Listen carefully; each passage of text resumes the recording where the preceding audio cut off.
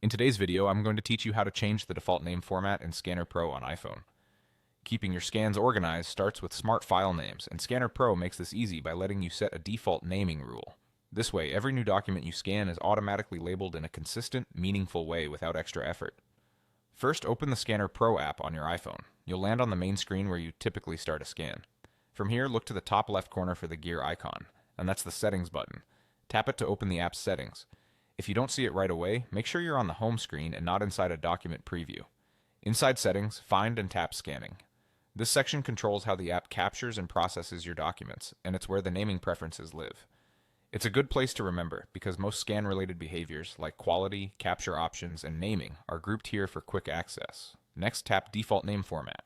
This is the rule Scanner Pro uses to name new scans automatically.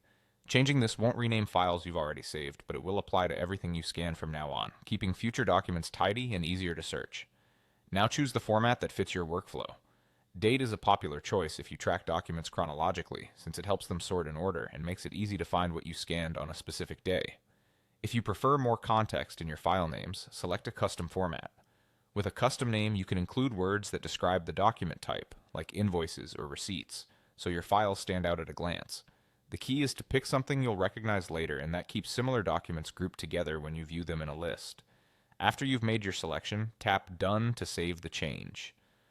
That's it. From this point on, every new scan you create will follow the naming format you just set, helping you stay organized without any extra taps.